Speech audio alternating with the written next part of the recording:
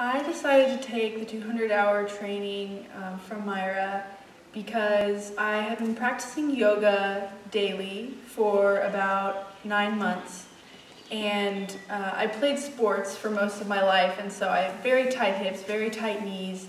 Being in my body was just very painful in general, and also in my mind. I got distracted very easily. And so my practice of yoga asanas was kind of torture, actually. I was in pain a lot of the time. I didn't really fully understand Myra's course because I know many other people who are now teachers who took her course. And I saw the way that they lived and the way that they taught and the way that they practiced yoga, and I wanted what they had. And I really admired them. And so yeah, that's why I took the course, to understand myself better and to also understand life better in general. And so being in my body wouldn't be so painful. That was really the main catalyst, was because I was tired of every movement being restricted, my breathing, any sports, surfing, walking, even walking. It was from morning until nights. It was really very intense and really wonderful. You know, we were up at about 4:15 or 4:30 to do neti and other hygiene practices. 5 a.m. we began the 5 a.m. mantras along with the fire ceremony, where Myra offers ghee and rice to the fire as an offering. And then after the 5 a.m. mantras and the fire, we do the other yogic practices, a pranayama, and what's really great is that Myra set me up and the rest of the students up as well with a personal beginning pranayama practice, because it's a really powerful limb of yoga, and it can be harmful if it's not, practiced in a safe and controlled way. So that was really nice.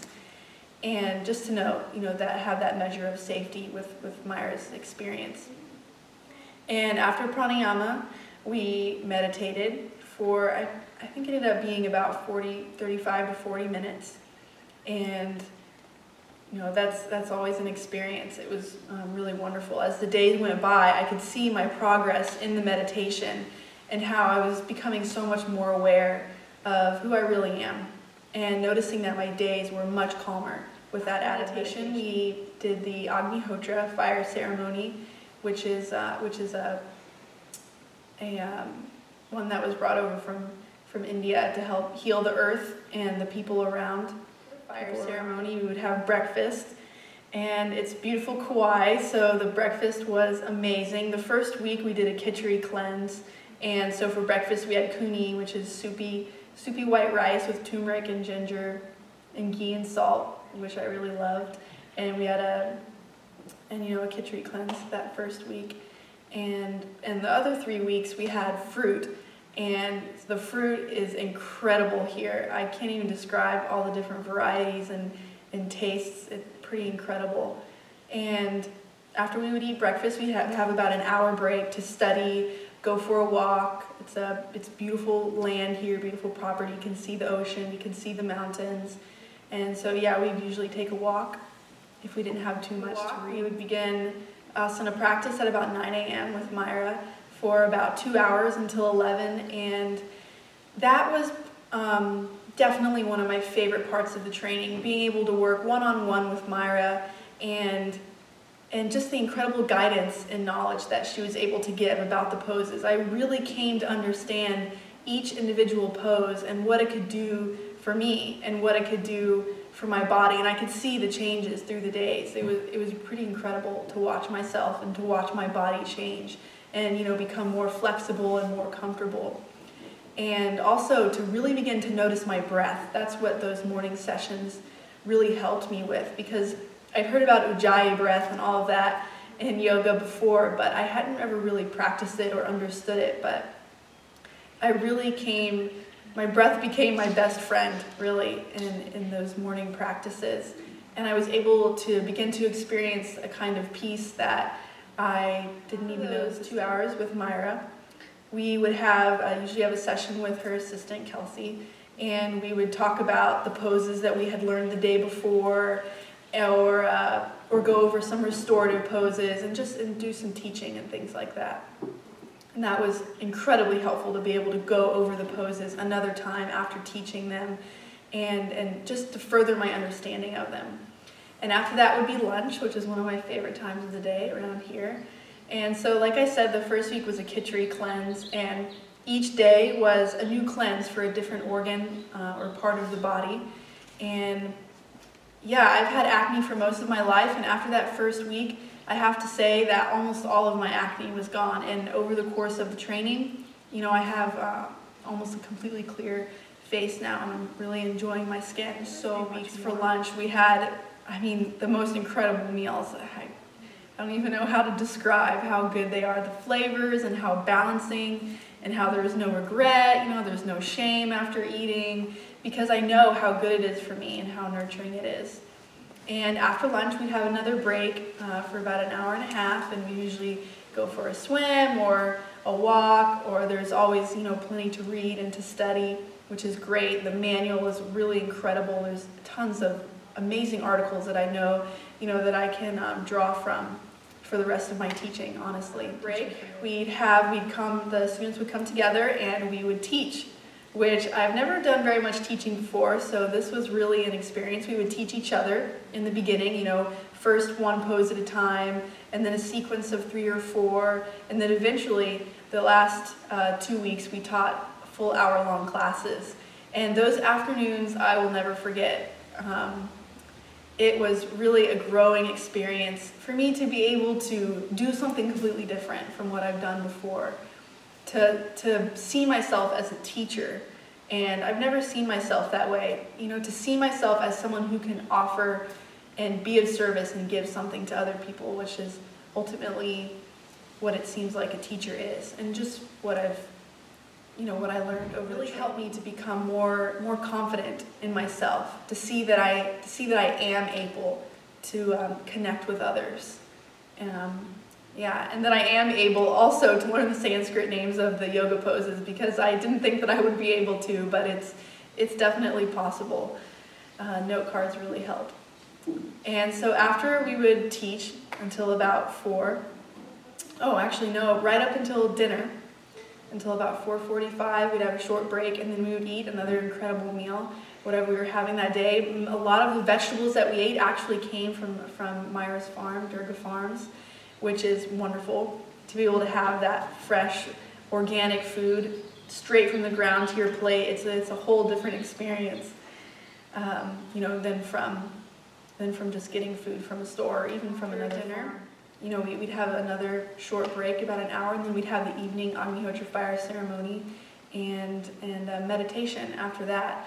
And I really think that one of the biggest catalysts for change for me was Myra's guided subtle energy meditations, because in the beginning they were really intense. It was very difficult for me to stay present, but as the days progressed, I could just see all those old resentments and anger and shame. It was like it was just melting off of me. And I'm really, really grateful for that, to really look back on my life and on the present way that I'm living my life. That's what those meditations really helped for, and to see what I truly believed about myself. And if there was a belief that that I saw during those meditations that wasn't serving me anymore, then I had the ability to let go of it with Myra's guidance. And yeah, that was a typical day. And then bed. Usually I was ready to be asleep by about 7. When I first started looking at a 200-hour yoga teacher training, I really didn't know too much what I was looking for. I live here on Kauai, so I first started looking here. And I found through my research of the other trainings that there wasn't very much emphasis on really implementing all of yoga into my life, because yes, I was looking for more physical comfort. You know, that was definitely a big part of it. But I was also looking for ways to be happier and to feel better and to be able to connect with others on a much more healthy and fun level. And those trainings just seemed a lot about the physicality of yoga, which I have come to discover over Myra's training is really a very, very small part of it. Important, but small in the whole. And, you know, what I think some of the main differences between Myra's training and the other trainings that really sets it apart is its combination with Ayurveda. And I have been living Ayurvedically for about 10 months now, and it has changed my life. And the combination of the theory of yoga and the postures of yoga combined with the Ayurvedic food and the herbs, the medicine, and just the way that Ayurveda portrays life in general. You know, the combination of them has changed me. I'm a much more positive person. I'm more accepting of others, more accepting of myself, and I just feel better in general. Food is such a huge part of how I feel and how I treat others. And so it was difficult for me to imagine attempting to practice yoga while still eating, you know, yoga postures and also the yamas and niyamas, you know, non-violence, non-stealing, that kind of thing, and while still eating food that was damaging to my body, or maybe not even damaging, but just not very helpful to my overall well-being. And yeah, and just, you know, Myra's years of experience in yoga and pranayama and the way that she lives her life. She is a true example of yoga, of all the limbs of yoga, I believe, in Ayurveda as well. She knows what she's talking about, which I think is really important when looking for a 200-hour training, because this 200-hour training is the foundation for the rest of my life and for the rest of my teaching. And so I know that it's important that I had a teacher that knew so much. It can start me off at the right place, because it's much easier to just start off with good habits and right knowledge than to have to go back and break old habits later. So I believe the location of Kauai, I mean, this is one of the most magical and beautiful places on the planet. The birds, the wildlife, the property where the trainings are held, you know, every day is an experience. The weather is incredible, and to be able to be near the water, to be near the mountains, and just the energy of this place, it's really a place of healing and of transformation, which is why I originally came to the Myra's 200-hour training in the first place, is for healing and for transformation, and the environment here definitely supports that.